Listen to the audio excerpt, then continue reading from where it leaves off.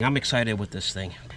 This is a game changer. This will make things a lot easier getting power when we're boondocking.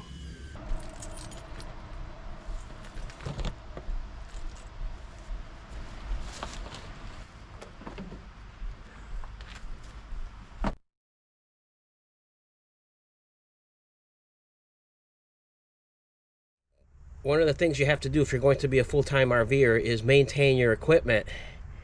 And when we first started this journey, we met with Bob Wells, and we actually went to lunch with him in Florida. And one of the things that we talked about with him was generators. We asked him basically, you know, what the best solution was for generators, and we told him that we were interested in getting a 3,500 watt generator so that we can start the air conditioner if we needed it. Now, back then, generators that were 3,500 watts were probably would have been pretty heavy. It's different now. They're coming out with smaller, more powerful generators that don't weigh as much. But back then, it wasn't as much the case. One of the things that Bob Wells suggested to us was, why not get two generators, 2,000 watts each? That way they don't weigh as much. You can hook them up together, and then you can still run your air conditioner. And so we thought that was a great idea, and we bought two Honda 2000s. And we've had these generators now for about 8 years. We've had them for 8 years, and they've run great. They've always worked well. Obviously, if we wanted to run the generator, we had to hook two of them up together, and there's something that you can buy for that. It's a parallel. It's called a parallel hookup, and we have something for that. But we have always used one generator pretty much for our uses, and it's worked well.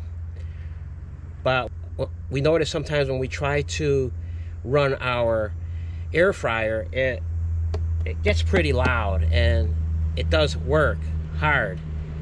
I'm not sure that's a good idea to run the air fryer on this for any long length of time, so, or at least not to run it too long.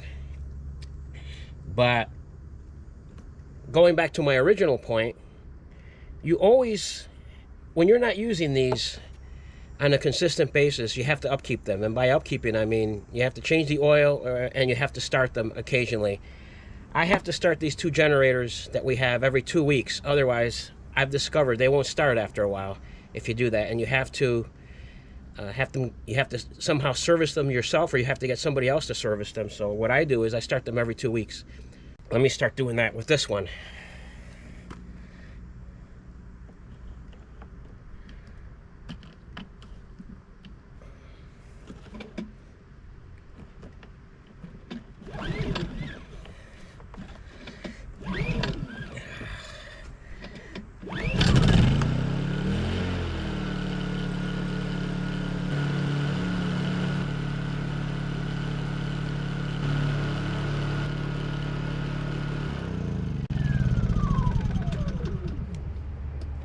All right, that's one down.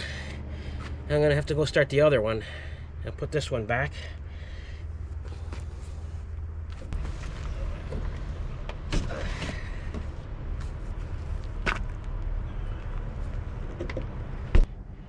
All right, this is the second generator.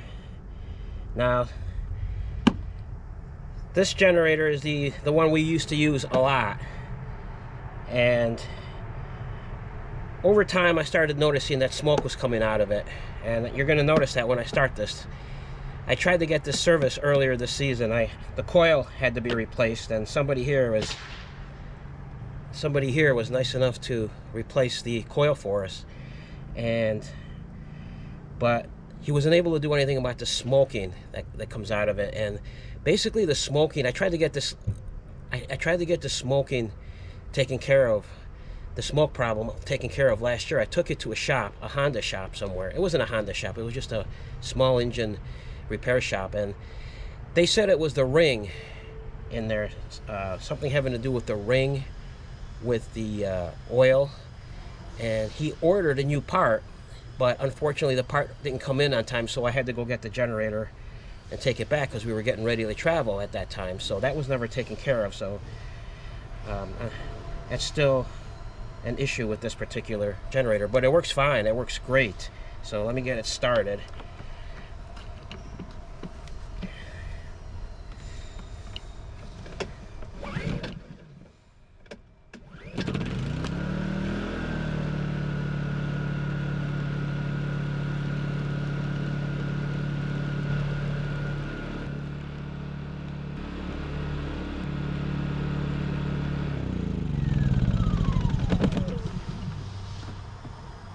Well, if you can see, if you saw there, the smoke was coming out of it. It works great though, but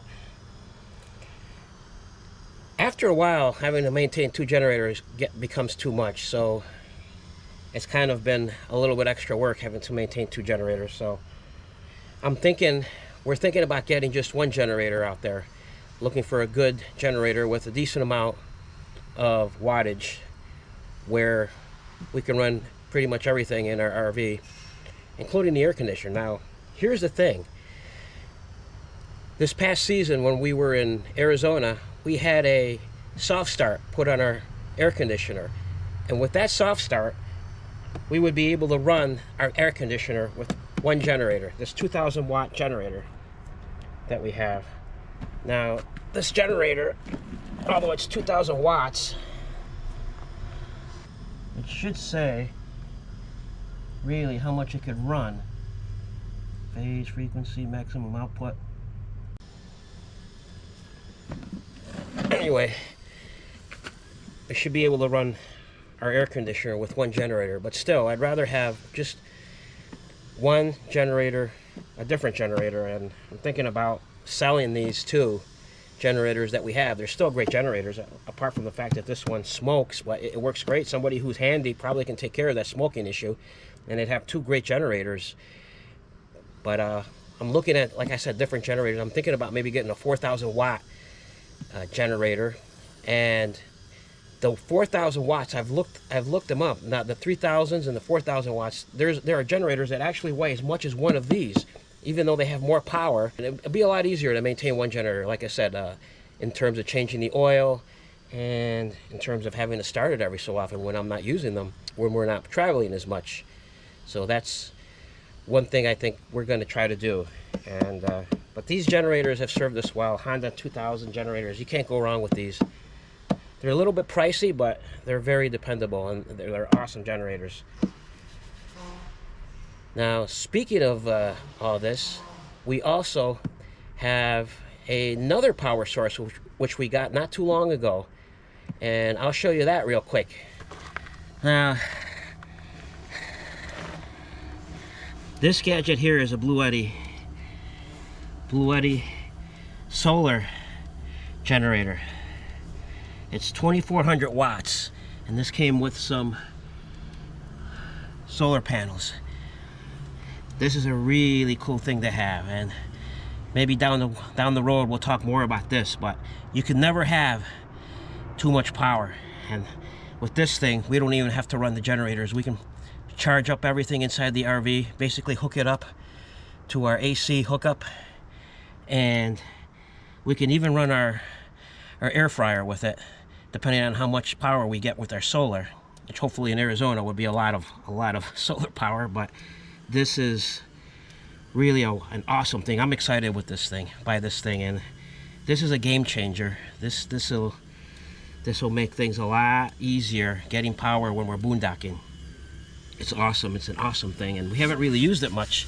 Hopefully it'll get a lot more use when we go boondock this season in Arizona or wherever we are.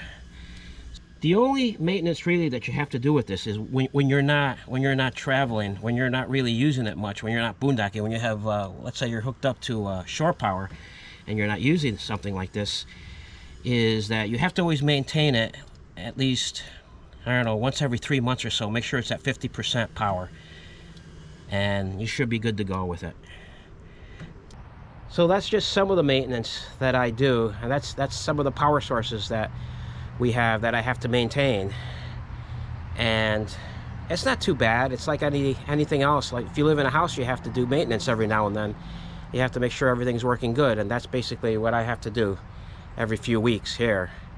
The nice thing about that Bluetti is, like I said, you only have to make sure that it's charged at 50% power every few months. Like maybe, I think the instructions say, the manual says every 3 months, but so that's why I think that's why we're gonna love that Bluetti. And we have solar panels with it also.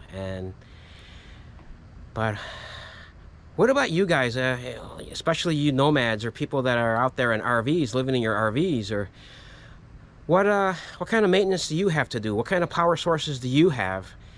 Do you have to maintain your generators, or what kind of generators do you have? What do you use? Do any of you people use any kind of solar generator, which I think that's up and coming in the future?